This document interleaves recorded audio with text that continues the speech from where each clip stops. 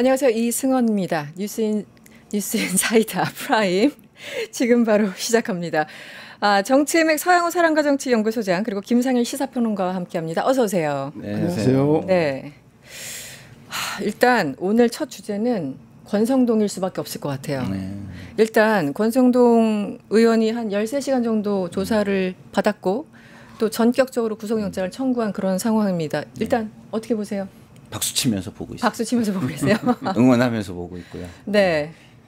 정의가 실현될 것이라는 기대에 부풀어서 보고 있습니다. 네. 그래서 지금 이게 권성동 의원이 한 일은 그냥 뭐 개인적인 뭐 범죄의 수준이 아니라 민주주의의 가장 중요한 선거라는 민주주의의 꽃이라는 네. 선거 제도를 흔드는 그런 일을 한 거거든요. 네. 그런 거기 때문에 이것은 굉장히 엄하게 역사 속에서 다시는 일어나지 않게 일벌백계 할 수 있는 그런 것이 필요하다. 저는 그렇게 생각합니다. 뭐 여러 가지 의미가 있겠지만 일단 권성동 뭐 조금 뒤에 여러 가지 혐의들에서 짚어볼 텐데 핵심은 현역 의원 최초로 지금 구속영장이 청구됐다는 거잖아요. 특검 차원에서. 이 부분도 포인트인 것 같습니다. 그렇죠. 특검이 권성동 개인을 넘어서서 이제 국회에 엄중히 묻고 있는 것 같아요. 그렇죠. 내란에 동조했던 구성원에 대해서 어떻게 처리할 것인가에 대해서 좁게는 뭐 국민의힘에게 준엄하게 묻고 있는 것 같은데 국민의힘이 어떤 선택을 할 것인가. 동료 의원으로서 또 내란 동조 세력임을 자인하면서 감쌀 것인지 아니면 이번 기회에 과거의 내란에 대해서 반성하며 단절해내는 모습을 보일지. 그런데 장동혁의 등장으로 보면 네. 후자를 기대하는 것은 그 국민들의 발에 헛된 꿈이 아닐까 싶고요. 네. 아마도 제가 볼 때는 국힘에서 네. 그 정치 보복으로 프레임을 짜 나가면서 권성동 지키기, 권성동 살리기에 나서지 않을까 그런 씁쓸한 장면들이 곧 연출될 것 같은 생각이 듭니다. 네, 뭐 나는 불체포 권리를 포기하겠다 이렇게 네. 굉장히 멋있게 얘기를 페이스북에 올렸더라고요. 네. 그 부분은 어떻게 해석을 해야 되는 거죠? 안 될 것 같으니까 미리 정치적으로 나한테 좀 유리한 입장이 뭔가를 네. 탐색했겠죠. 지금 뭐 이건 통과는 너무 당연하잖아요. 네네. 이 죄질로 보나 국민의힘 의원들 중에서도 조금 뭐랄까 바른 선택을 하는 분들이 몇 분 있을 수 있잖아요. 네. 그런 사람들이 나오면 자중질환이 또 돼요. 네. 그렇기 때문에 그걸 굉장히 곤란스러워할 건데 그런 의미에서 보면 송원석 원내대표가 참 전략 지략이 좀 부족한 거 아닌가 이런 생각이 드는 게 네. 이런 거는 쿨하게 그냥 본인들은 싹 빠지든가 아니면 이렇게 동조를 해주든가 이게 권성동의 뜻을 받아서 하겠다 하든가 해야 이게 자중질환이 안 일어나지. 그냥 우리는 맞겠다라고 투표를 하면 이탈표 생기지 않겠습니까? 그렇죠. 네. 이탈표 생기면 그게 또 이제 논란이 되는 거예요. 이게 내란당과 뭐 그 안에서의 네. 뭐 찬탄 반탄 네. 뭐 이런 얘기가 또 되잖아요. 네. 그래서 저는 뭐 권성동 의원이 송원석 원내대표보다 전략적으로는 조금 꼼수가 뛰어나다. 뭐 이런 생각이 좀 아무래도 드네요. 아무래도 정치 구력이 좀 더 돼서 네, 그런 걸 수도 있겠고요. 사실은 이게 전당대회 역할도 있겠지만 뭐 송원석 원내대표가 뭔가 싹 사라진 느낌이에요. 최근 몇 주간 또 보면은 일단 불체포 뭐 특권이라는 게 어쨌든 있는데 기술적으로만 보면 과반 출석에 과반 찬성하면 통과되는 거죠. 그렇죠. 네. 일단은 그 2023년도 2월에 국힘이 이재명 대통령 당시 대표를 올가매기 위해서 그랬죠. 체포동의안은 그 불체포 특권을 의원 스스로가 던져야 된다라고 하면서 국민의힘 전원 그 모든 의원들이 네. 불체포 특권 포기 선언을 하게 됩니다. 네네. 법률적 구속력은 없지만 네. 국민과 한 약속이었죠. 그렇죠. 이제 그 불체포 특권을 포기하겠다는 것이 부메랑이 돼서 자신에게 돌아오고 있는데 도끼로 제 발등을 찍은 격인데 이재명한테는 되고 자기한테는 안 되는 이런 그 다른 모습을 보일지 궁금하고요. 네. 결국은 뭐 두 가지 요건 때문에 이번 체포동의안은 국회에 통과될 수밖에 없는데 네. 첫 번째는 이 내란 특검이 국회 의결로 네. 탄생하게 되었고 바로 그 국회가 내란 특검이라는 수사를 반대할 명분이 전혀 없습니다. 그래서 국회에는 특히 그런 국민 절대 다수가 이런 요번 특검에서 진상을 밝기를 원하고 있는 여론도 있기 때문에 그런 국회의 명확한 시대적 요구, 사명을 버릴 수 없고 두 번째는 아까 말씀드린 대로 권성동 의원 스스로가 국민의힘이 불체포 특권 포기 선언을 했습니다. 그리고 원내 구성을 보더라도 재적 의원 과반에 출석 의원 과반이면 그 체포동의안 통과됩니다. 그렇죠. 그렇게 될 경우에 국민의힘 전원이 반대하더라도 뭐 민주당이 있으니까. 예, 이건 그 아까 말씀드린 그 두 가지 명분 때문에 저는 이번에는 통과되지 않을까 하는 생각이 듭니다. 이 13시간이면 꽤 장시간 어쨌든 조사를 받은 건데 특검이 뭐 여러 차례 부른 게 아니고 한 번 하고 바로 구속영장을 청구했다라는 거는 그만큼 자신감이 있다고 봐야 될까요? 그렇죠. 그리고 사안의 중대성이 저는 크다고 보는 게요. 이게 원래는 김건희 특검에서 이렇게 확장된 거잖아요. 근데 김건희 특검이 지금 국정농단이라는 어마어마한 중요한 사안을 다루는데 여기에서 또 어마어마한 민주주의 농단 사건이 나온 거예요. 이 지금 권성동 의원 사건은 민주주의 농단이자 나아가서는 사실상의 헌법농단이 될 수 있는 이런 거거든요. 아니 갈래가 여러 가지잖아요. 그렇죠. 그래서 민주주의 농단 이거를 어떻게 가만히 둘 수가 있겠습니까? 우리 민주주의의 근간을 흔드는 건데. 그래서 기본적으로 지금 김건희 특검이 우리 체제의 근본을 바로 세우는 일을 해나가고 있다라는 생각이 저는 들고요. 그렇기 때문에 아까 제가 정말 박수치면서 보고 있다 이런 말씀을 드린 거고 기본적으로 권성동 의원은 지금 굉장히 이제 본인이 정치적인 꼼수 검사 출신이니까 뭐 법꾸라지식 법 기술로 많은 것을 헤쳐나갈 수 있다라고 지금 생각하는 것 같은데 우리가 많은 지금 증거들과 진술들이 다 나오고 있잖아요. 너무나 명확해요. 그런데 말씀하신 대로 국회가 민주주의의 전당인데 이런 거를 거부할 명분이 있을까? 전혀 없을 것이다. 이런 생각이 들고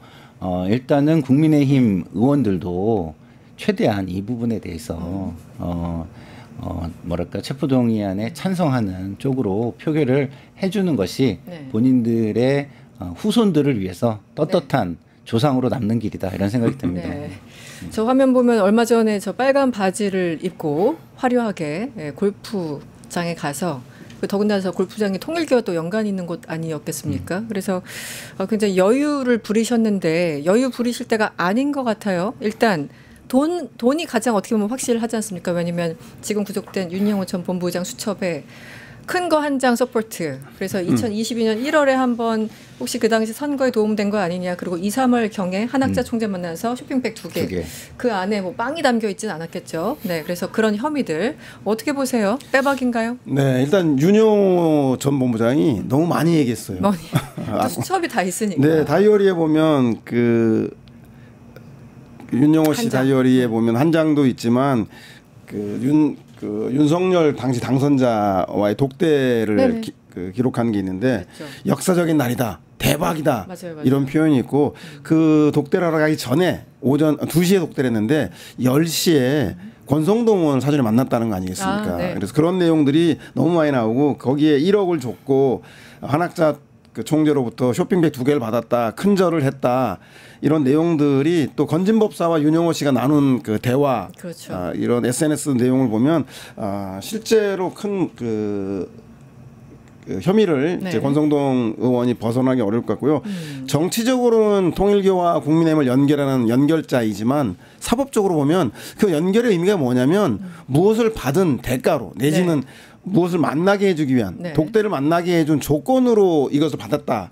그러면 본인에게는 정치 자금뿐만 아니라 대가성 있는 알선수재라든가 뇌물죄 혐의가 되면 제가 볼 때 가중처벌이 되기 때문에 권성동은 정치 자금으로 오히려 특검에 협조하고 뇌물이라든가 알선수재는 피해나가는 방법을 썼어야 되는데 너무 많이 부인하기 때문에 제가 볼 때는 이번에는 구속부터 시작해서 혐의에 대해서 재판부가 차고 넘치는 물증 윤영호의 진술 빠져나가기 어렵지 않겠다는 생각이 듭니다.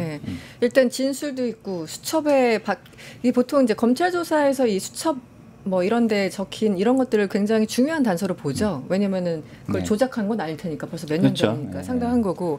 아까 여러 갈래 말씀해 주셨는데 하나는 혹시 통일교가 조직적으로 대선을 앞두고 2023년 전당대회를 앞두고 당원가입시킨 거 아니냐 한 갈래. 그리고 방금 말씀드린 돈.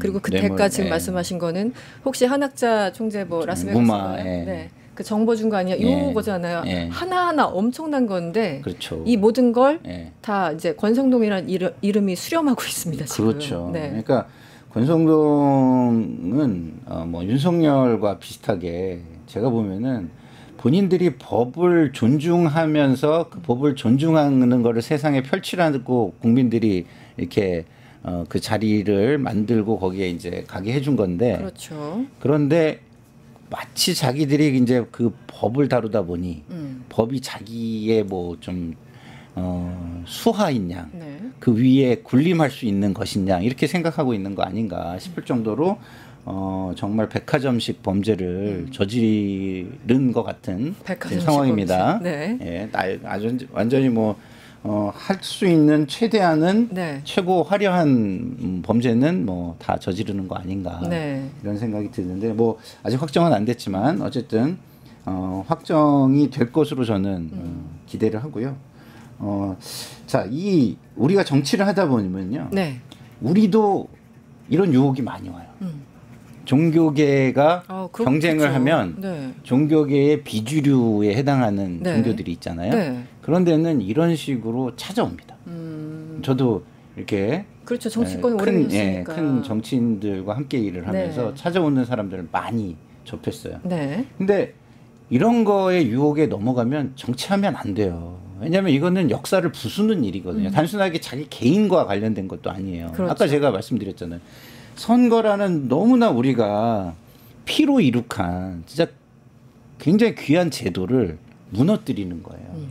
그런 의미에서 권성동 의원은 이 확정이 된다면 그냥 단순한 범죄자가 아니라 역사의 우리 민주주의 역사의 범죄자다. 네. 이런 생각이 저는 들어요. 네. 그래서 지금 그 압수수색 명단 압수수색 이런 걸 이제 피하고 뭐 이러고 있는데 국민의힘이 제가 볼 때는 이 역사를 위해서도 협조할 거는 뭐 그러니까 다 통으로 못 주면 아니 프로그램에 같이 입회하에 네. 돌려가지고 같이 검증하면 되는 거 아니겠습니까? 네. 근데 그런 아주 구체적인 제안에도 전혀 응하지 않고 네. 그냥 마녀사냥식으로 무조건 무슨 우리를 죽이려고 한다, 압살하려고 한다, 뭐 정치 탄압이다 지금 이러고 있는데 네. 그런 거는 다시 한번 강조하지만 역사의 죄인으로 남을 행동이다라고 말씀드립니다. 지금 말씀하신 부분이 죄송합니다. 권성동 의원이 페북에 쓴 글을 보면 이런 대목이 나와요. 저는 당당히 해명했고 공여자들과의 대질 조사까지 요청했습니다. 굉장히 자신 있어요. 그러나 특검은 충분한 자료 검토도 대질 신문도 생략한 채 묻지마 구속영장을 졸속 청구했습니다. 13시간 조사하고 바로 청구할 정도면 이런 말 나올 상황은 아닌데 이 어쨌든 뉘앙스로 봐서는 권성동 의원은 조사받으면서 계속 다 부인한 것으로 보입니다. 그렇죠? 뉘앙스가? 네. 면담에 대한 흔적은 너무 많이 남아있어요. 그 다이어리라든가 메시지를 통해 많이 남아있는데 네. 돈은 용각산처럼 소리가 나지 않거든요. 이게 물증이 없으니까 네. 준 사람은 있는데 받은 사람이 잡아떼면 입증 책임은 특검에 있거든요. 네. 그래서 그거 믿고 현찰에 꼬리표가 있냐고 이제 권성동 의원은 이제 모르쇠로 일관하고 있는 것 같은데 문제는 이제 전체적으로 맥락을 좀 살펴봐야 되는데 네. 권성동 의원의 필요에 의해서 여당의 실세로서 막대한 조직과 자금이 필요한 필요성 그리고 통일기호는 미국과 일본에 이어 한국의 정계에도 영향력을 행사하려고 하는 필요성. 그래서 그 둘의 만남은 특검에 의해서 확인된 것만 해도 2022년 1월에 네. 권성동 의원을 윤영호 씨가 만나서 통일교 산하의 가정연합이라고 하는 조직이 또 있는데 네네. 가정연합의 정책을 국가 정책으로 만들어 달라. 그리고 가정연합 인사를 국가 인재로 등용해달라는 그 조건을 통해서 처음에 구체적으로 드러난 게 권성동 의원하고 제안을 합니다. 네. 그 제안이 현실화된 게 2022년 3월 2일 날 한학조 총재가 통일교 간부들 120명을 모아서 하늘의 섭리 운운하면서 네네. 윤석열 당시 후보 지지를 암시하죠. 네. 그리고 나서 당해 22년 3월에 윤영호 본부장이 다시 지역 책임자를 모아서 그중에 일부에게는 수천만 원씩을 주면서 네. 대선에 국민의힘을 적극적으로 지지할 것을. 그래서 오랜 동안 빌드업이 되어서 네. 그 과정에 권성동 의원과 윤영호 씨가 있었기 때문에 맥락적으로 서사가 완벽하기 때문에 네. 부분적으로 부인한다고 해서 제 관계가 관계를 의심을 합리적 의심을 피하기 어려울 것 같고요. 다만 돈이 구체적으로 어떻게 형태로 전달되었는지에 대한 정황 증거들을 특검이 얼마나 가지고 있는지 네. 그리고 돈을 받은 대가성으로 실제 윤석열 당시 후보자나 그 입당 원사라든가 이것이 네. 대가성을 입증하느냐 네. 이런 여부의 차이만 있지 실제 정황상으로는 구속을 피하기는 상당히 어려울 것 같다는 생각이 듭니다. 특검 소식 또 하나 짚어볼게요. 이제 내란 특검 관련해서 한덕수 구속영장 기각될 거라고 생각하신 분 손 들어주세요. 너무 네. 황당해서 이거 네. 어떻게 봐야 됩니까? 그러니까 이 두 가지 갈린 것 같아요. 한덕수는 한평생 소위 뭐 미꾸라지 이런 표현들 많이 나오는데 네. 진짜 마지막까지 저렇게 가는구나라는 이 참담함과 네. 가로 열고 김앤장이 어른거린다 뭐 이런 이제 댓글도 많고 우리 그냥 얹잖아요 네, 매우 진짜. 어떻게 보였어요? 기본적으로 사안의 중대성 이거를 그 영장재판부가 조금 심각하게 보지 않는 건가? 이런 생각이 좀 들었어요. 네. 사안의 중대성이 굉장히 크다라는 걸 감안한다면 한덕수 전 총리가 걸어온 길과 인맥 이런 걸 생각한다면 증거의 인멸의 우려가 정말 뚜렷할 수밖에 없는 거잖아요. 그 영향력이나 그 어떤 지인들의 어떤 그렇죠. 위치나 이런 것들을 네. 보면. 근데 그런 거를 생각하지 않고 기각을 한 부분에 대해서 네. 정말 좀 안타깝다는 생각이 많이 들었고요. 어쨌든 뭐 저는 영장 재청구를 통해서 구속 수사를 해야 된다라는 입장이고 그런 지금 뭐 방어권과 관련된 부분 이런 부분에 대해서 잘 준비를 해가지고 네. 다음에는 재청구를. 사안의 중대성 뭐 이런 부분하고 이런 거를 좀 강조해가지고 네. 그리고 우리 한번 또 이렇게 이런 일이 있었기 때문에 여론이 제가 볼 땐 또 굉장히 안 좋죠. 굉장히 네. 안 좋을 거거든요. 성나 있기 때문에 그런 것도 다음 재판부에는 어느 정도 법적 공감대 네. 그런 것들이 좀 형성이 될 것이다라고 생각하기 때문에 다음에 좀 잘 준비해서 기소를 네. 했으면 좋겠다 이 말씀 드리고요. 네. 그리고 조금 지난 이슈지만 네. 권성동 의원이 아까 페이북에 쓴 거 중에서 공여자들과의 대질 조사를 요청했다 이렇게 네. 얘기하잖아요. 네. 참 꼼수에 능하다라는 생각을 다시 한번 느끼는데 네, 왜요? 이 공여자들이라 그랬잖아요. 근데 이게 공여자들은 한 학자부터 해가지고 많은 사람들일 거 아닙니까? 그죠? 복수네요, 복수. 복수잖아요. 네. 그러니까 자기는 윤영호를 의미한 거 아니다 이렇게 빠져나갈 수도 있잖아요, 나중에. 아, 그래요? 네. 그렇잖아요. 네. 그래서 마치 이렇게 일반화 시켜가지고 표현함으로써 자신이 당당한 것처럼 결백한 것처럼 이렇게 꾸미는 거 아닌가 이런 생각이 들거든요. 네. 그래서 야 이런 사람은 정말 잘 준비해서 잘 집어넣어야 되겠구나 이런 생각이 좀 들었습니다. 뭐 강원랜드 뭐 권성동 의원 입장에서는 좋은 추억이 또 있으니까 네. 여러 가지 맥락이 있어 보입니다. 이 한덕수가 정말 중요한 게 소장님 네.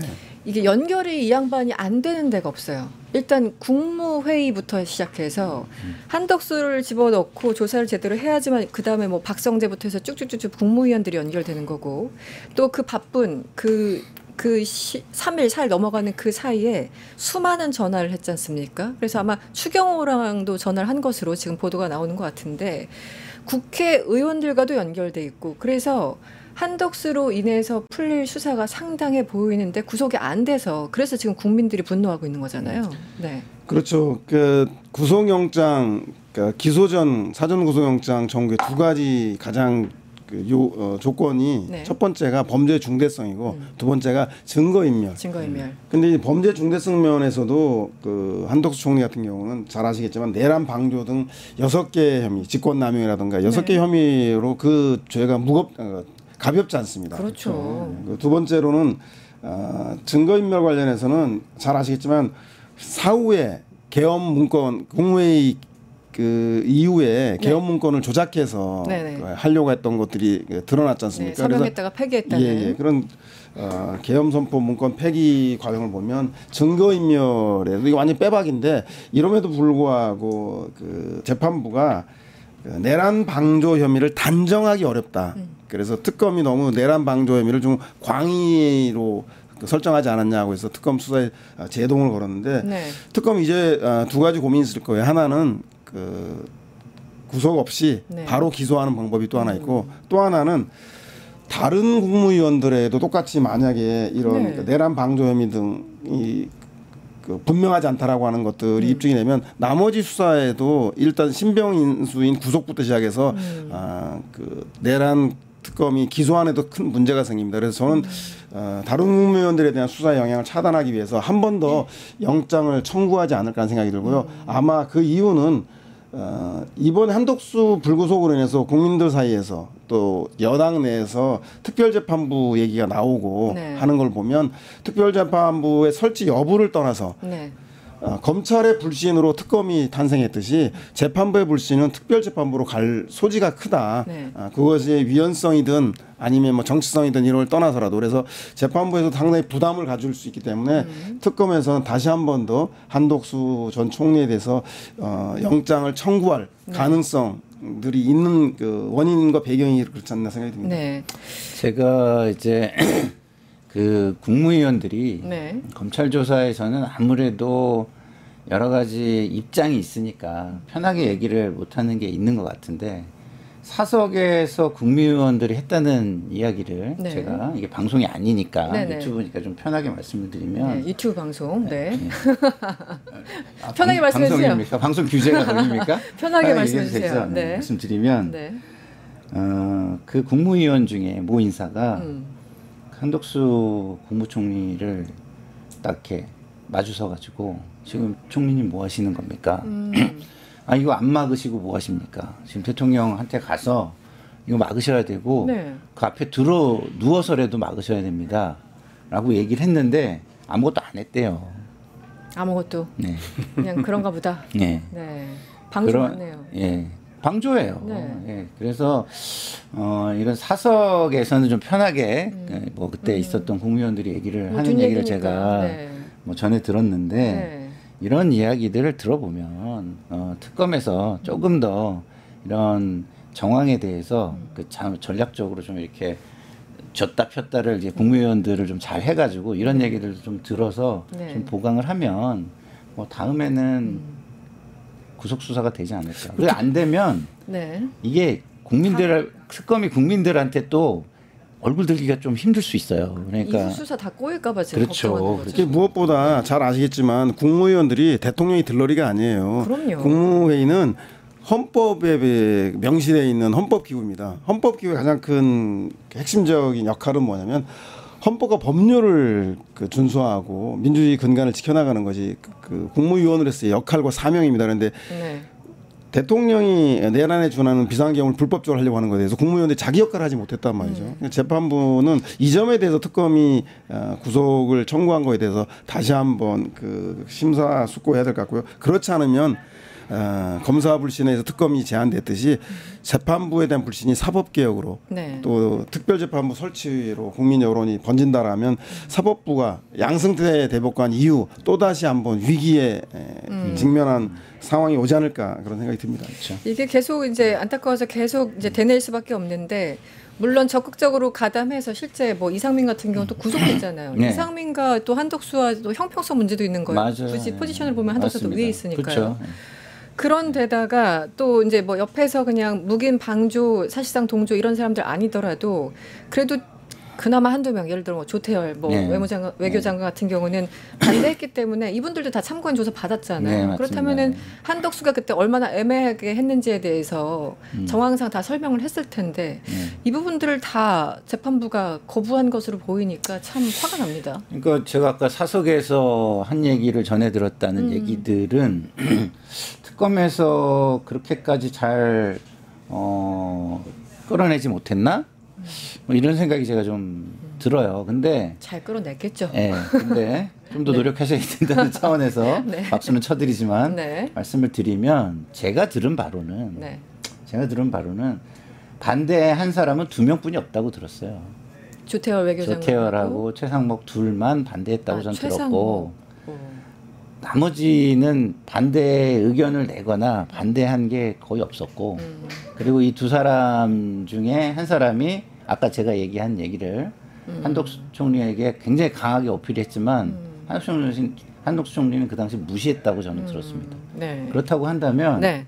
이거는 정말 거의 뭐 방조를 넘어서는 거죠. 그렇죠. 그런 상황에서 그거는 암묵적 동의를 하는 상황인 거예요. 자기 이해를 위해서. 국민을 위한 게 아니에요.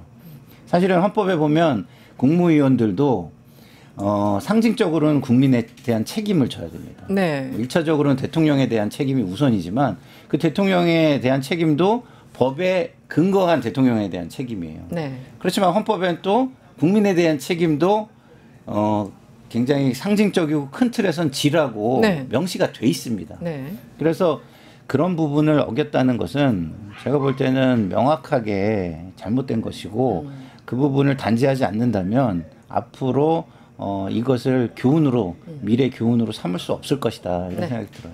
알겠습니다. 국민의힘 소식으로 좀 넘어가 볼까요?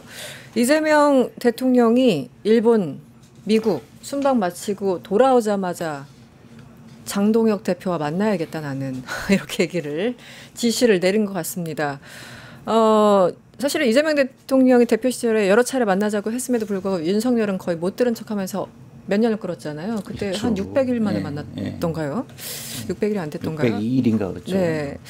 그런 이제 경험 때문인지 더더욱 어쨌든 야당을 어쨌든 인정을 해야 되고 네. 좋든 싫든 간에 이런 맥락인데 일단 아니 장동혁처럼 지금 윤석열 찾아뵙겠다고 하는 사람을 왜 만나라는 의견이 있을 수 있고 아니 그래도 만나야지 의견은 좀 엇갈리는 것 같아요. 누가 옳다 그르다라고 말할 수는 없는데 일단 그 소장님은 어떻게 보세요? 이재명 대통령이 얘기했죠. 그 대통령 후보일 때는 민주당의 후보였지만 대통령이 된 순간 그 당파를 떠나서 모든 국민의 대통령이 되어야 한다라는 게 일반적인 그 대통령으로서의 책무 때문에 그런 것 같습니다. 그래서 네. 특히나 대통령이 돼서 이미 3년 동안 나라가 거덜나 있는 국제적으로 고립되어 있는 상황에서 네. 다른 문제는 몰라도 외교안보 통상 문제는 당리당략을 정파적 이익을 떠나서 나라의 생존과 관련된 문제이기 때문에 야당과 허심탄회하게 협조할 건 협조를 요구하고 네. 또 들어줄 수 있는 건 들어주는 네. 뭐 그런 그 자리를 만들겠다는 의미로 저는 이재명 대통령이 야당 대표 때도 끈질기게 요구했던 것들이 함께 정치를 하자 협의를 통해서 정치라는 게 뭡니까? 이해 당사자 간에 갈등들을 조정해 나가고 서로 양보할 건 양보하고 합의를 일궈 나가는 게 정치라고 한다면 이재명 대통령은 대통령으로서 또 야당 대표일 때 일관되게 상대 경쟁자들과 적대적인 대결 관계가 아니라 대화의 복원을 통한 정치를 요구하는 것 같고 이번에 특히 네. 외교안보 통상 관련해서 정파를 떠나서 야당과 함께 허심탄회하게 나라의 누란의 위기를 구하자 이런 취지로 제안한 게 아닌가. 저는 뭐 이재명 대통령이 옳게 제안한 게 아닌가 싶은 생각이 듭니다. 이미 뭐 귀국하면서 지시한 거 이전에 네. 그 일본에서 워싱턴으로 날아가면서 기내 간담회를 가졌잖아요. 네. 현지 시간 24일이었습니다. 그때도 이미 야당 대표 만나야 된다고 굉장히 제 느낌으로는 세게 얘기를 하셨어요. 그렇죠. 그랬더니 묘하게 이제 또 이제 언론에서는 정청래 대표와 뭐 다른 입장이다라는 걸 부각해서 제목을 많이 달았더군요. 어떻게 보셨어요? 정말 대인배 정치를 하고 있다 이런 생각이 들고요. 기본적으로 민주주의에 대해서 굉장히 존중하는 마음 그리고 본인의 감정이나 본인의 이익을 희생해서라도 국민과 국가의 미래를 잘 만들어야 되겠다라는 정말 진심이 있으시다 이런 생각이 제가 든 게요. 네. 자, 대통령이라는 건요. 법과 제도가 만든 직위예요. 개인이 아닙니다. 그렇죠. 개인의 감정을 쓰는 것이 아니에요. 법기관. 직위라는 거는 어떤 의미냐면 직무라는 게 존재한다는 겁니다. 네. 그러면 그 직무를 함에 있어서 야당이 어떤 사람이든 간에 그것은 현실로 존중을 해야 돼요. 네. 방식은 여러 방식으로 할 수 있어요. 예? 찬반을 하고 뭐 이런 거는 여러 가지 할 수 있지만 그래도 전체 국민에게 내가 이 정도의 다양한 생각들을 다 듣고 거기에서 최선의 이익, 국가와 국민과 미래 역사를 위해서 최선의 이익을 위한 결정을 한 거예요. 라는 걸 보여주는 그 과정은 네. 굉장히 중요한 겁니다. 네. 이게 법과 제도가 만들어낸 직위가 갖는 어떤 엄중함입니다. 네. 근데 그거를 하려고 하면 본인이 참아야 되는 게 되게 많죠. 과거에 본인이 모욕당한, 네. 아니 뭐 범죄자를 왜 만나느라는 식으로 그렇게 얘기하면 지금은 뭐 반역자들을 왜 만납니까? 그죠? 사실상 반역자들인데 그러면은 그렇게 들어가면은 네. 우리의 정치는 사실상 없는 거예요. 네. 그리고 근대 국가가 만들어놓은 제도들도 네. 전부 다 무너지는 거예요. 네. 그죠? 그러면은 개개인 사적인 입장과 사적인 힘 네. 이것만이 존재하게 되잖아요. 네. 그래서 이런 어떤 근대 국가와 민주주의와 이런 제도에 대한 어떤 고민과 진심이 네. 있으신 것 같고 네. 그런 걸 지키기 위해서 자기를 죽이는 희생적인 대인배 정치를 하고 있다 이런 생각이 듭니다. 알겠습니다. 추다르크가 법사위원장 그랬더니 그럼 나경원이 출격한다. 그래서 간사로 지금 배치를 한 것 같습니다. 어떻게 보세요? 난장판이 될까요? 네, 저는 뭐 장동혁 그 당대표 첫 보인 인선 중에 그 친윤들을 대거 당직에 포진한 거하고 그 나경원 그 법사위 간사 임명한 게 보이는데요. 네. 홍준표 대표 전 시장 말대로 신구 미월령 그 어린 비둘기가 큰 고개를 못 넘을 거다. 구상유치하다라는 생각이 드는데 그 지금은 야당이 해야 되려고 여당과 협치를 통해서 야당에 자기의 대안을 제시해야지 반대를 통해서 강성 이미지만 가지고 고정 지지층만 결집을 해서는 네. 그 다가온 내년 선거, 지방선거와 네. 또 총선을 앞두고 필패일 수밖에 없습니다. 우리가 잘 아는 나경원은 합리적인 중도 수장파에서 이제 2019년 빠루 여전사로 거듭나서 국회에서의 상대 진영과 대화는 절대 없다. 대결을 상징하는 게 빠루 아니겠습니까? 또다시 법사위와 국회를 난장판으로 만들겠다라고 하는 제가 보기엔 결결인 구상유치한 어린 비둘기의 그런 미숙한 네. 정치력을 보여주는 게 제가 볼 때는 그 나경원 법사위 간사를 임명으로 보여주는 대목이 아닌가 싶은 생각이 들어 씁쓸합니다. 그게 추미애 의원도 이제 다 옛날 얘기지만 판사 출신이시잖아요. 네. 나경원도 판사 출신이죠. 네. 그리고 한 분은 지금 6선, 5선, 4선 이렇게 되나요?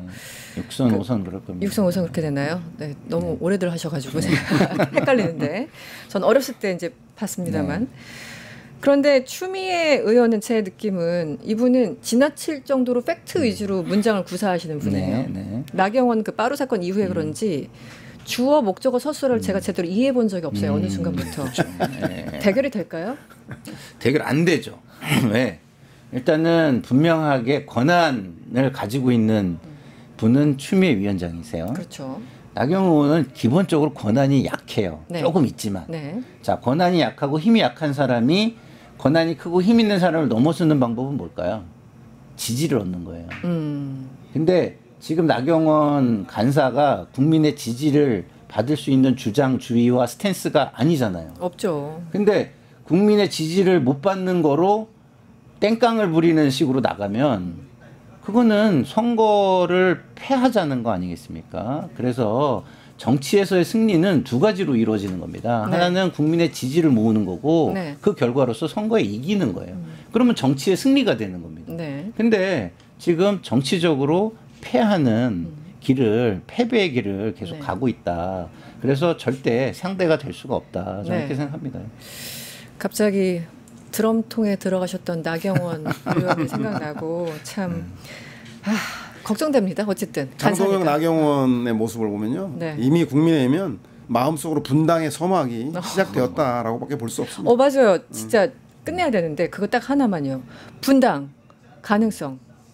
뭐 제가 볼 기록해 두겠습니다. 예, 네. 그 국민의힘의 합리적인 한동훈, 그 다음에 유승민, 네. 안철수. 네. 더 나가서는 서울시장 오세훈. 네. 뭐 합니까 요새 도대체? 이 4명 중에 유승민 의원이 가장 기분 나쁠 것 같은데요. 합리라고 한 바구니에 담을 이름들이 아닌데. 이분들이 참다가 네. 그 한도에 달하면 네. 제가 보기엔 모종의 결단을 할 수밖에 없지 않나 보고 지방선거까지는 간을 보다가 총선을 앞두고 모종의 결단. 뭐 이미 마음적으로는 이미 제가 보기엔 사실상 분당 그렇죠. 상태인 것 같고요. 네. 그 결단은 총선을 앞두고 전국의 장동혁 호가 지방선거를 어떻게 타넘는가를 보고 난파할 경우에 바로 지체 없이 제가 볼 때 안에 반격의 서막이 시작되지 않을까 분당은 시간 문제다. 시기적으로는 어쨌든 지선은 일단 가고 그 이후의 상황 봐서 분당의 가능성이 굉장히 높아질 것이다. 어떻게 보세요? 저도 뭐 분당 아니면 네. 가를 길이 없다라고 생각하는 이유가 네. 정치를 하는 사람들 있잖아요. 가장 중요한 게 뭐겠습니까? 명분? 출마자가 되는 거예요. 죄송합니다. 제가 너무 고급스럽게 명분이라고. 그렇죠? 출마자가 되는 건데 절대 장동혁 체제에서 그 한동훈계 내지는 비윤계는 출마자 지위를 얻을 수 없습니다. 그러면 그거는 천형하고 같은 거예요. 네. 그 천형 속에서 살려고 할까요? 안 하죠. 그렇죠. 네. 배지가 중요하죠. 네. 그렇죠. 이런 분들보다는 전환길 씨가 서울시장 나온다 그럴 판이에요. 지금 그렇죠. 그럼 분당되지 않겠습니까? 재밌겠네요. 네, 알겠습니다. 오늘 여기서 마치겠습니다. 정치의 맥이었고요. 서양호 사랑과 정치연구소장 그리고 김상일 시사평론가와 함께했습니다. 오늘 고맙습니다. 네, 감사합니다. 고맙습니다. 유튜브 구독하고 실시간 채팅과 댓글을 남기시면 매일매일 7,000TTCO를 드립니다. 참여 방법은 통통물 어플을 다운로드하고 회원가입과 로그인을 해주세요. 마이페이지에서 나의 회원 고유 번호를 복사해주세요. 유튜브 구독 후 실시간 채팅이나 댓글창에 고유 번호를 한 번만 입력하면 준비 끝! 지금 유튜브 채팅과 댓글 쓰기 참여하고 7,000TTCO 받아가세요.